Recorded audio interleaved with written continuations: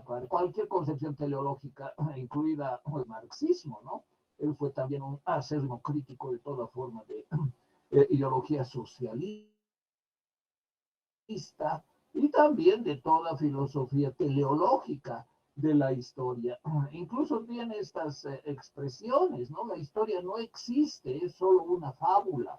Es decir, la historia como escritura de ustedes, de los profesionales de la disciplina, no existe, solo escriben fábulas, solo expresa pulsiones de ideología, desecha toda concepción de esperanza, de fe y de argumentación teleológica. Y bueno, la genealogía es la que hemos tratado al estudiar, por ejemplo, a Foucault, que habla más del enfoque que debería tener el genealogista para tratar los temas vinculados no tanto a un trabajo académico, por decir así, impoluto, asexuado, sino reconociendo que hay pulsiones de poder, que hay algunas situaciones subjetivas que orientan el trabajo y que también se realizan en el mundo académico.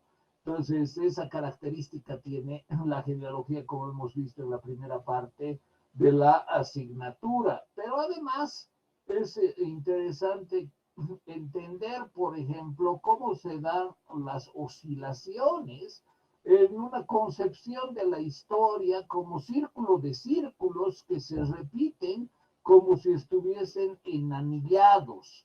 Lo que ha expuesto su compañero, por ejemplo, la primera etapa analizada filológicamente por Nietzsche, ¿no? Son varias lenguas que él analiza en que en los albores de la humanidad las distintas culturas habrían constituido un universo semántico en el que varias palabras estarían relacionadas y los buenos eran los poderosos y los buenos eran los rubios, la bestia rubia, dice en la genealogía de la moral, ¿no?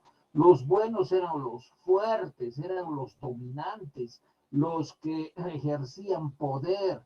Ellos eran los buenos y los malos eran los débiles, eran los de cabello oscuro, de ojos oscuros, de piel oscura, que tenían una situación de dominio, es decir, eran dominados, eran los esclavos, los dependientes, los enfermos, los discapacitados, etcétera, etcétera. Es decir, ellos eran los malos moralmente.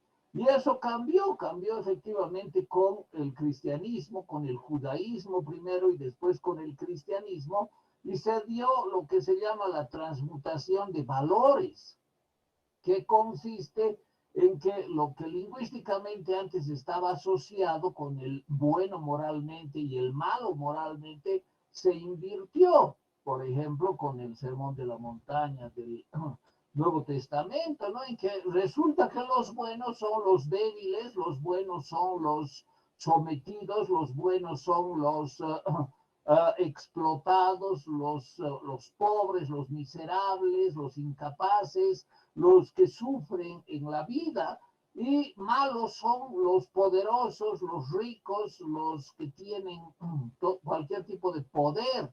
Esa es una transmutación de valores.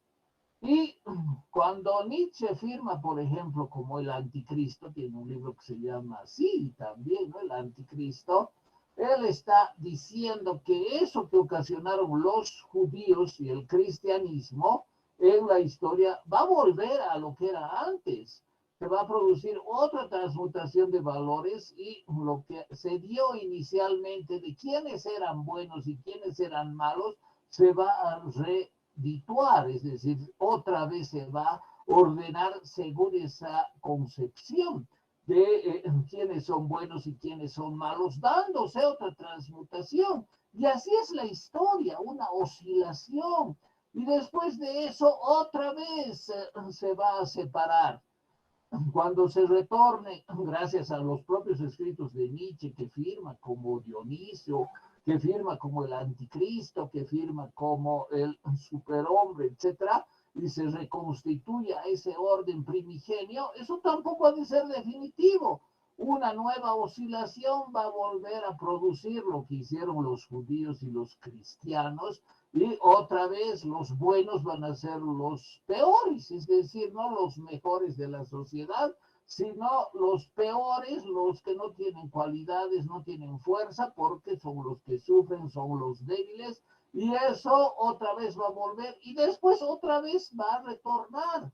Y quienes son los que transmutan los valores son los que generan estos movimientos cíclicos de la historia.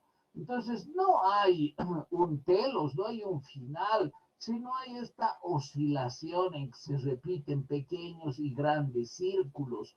Todo se repite. La Gaia Ciencia dice, tanto lo grande como lo pequeño se repite, y no solo dos veces, sino infinitas veces, y las repeticiones son azarosas, después se vuelve a otro círculo en que se repiten otras pequeñas características de lo que sucedió, y después otras mayores, y así sucesivamente, sin sentido, sin telos, y simplemente con el azar de la repetición.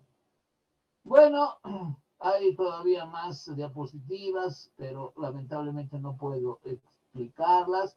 Creo que esto es importante comprender para ubicar el pensamiento de Nietzsche dentro de la filosofía cíclica de la historia. Bueno, vamos a terminar esta sesión, que es la última curricular. Nos vemos pasado mañana en el examen a las 8 de la mañana para hacer el sorteo. Comenzará la redacción de las respuestas más o menos 8:15. Y yo les agradezco por su amabilidad de aceptar estos reajustes que nos han obligado a alguna situación.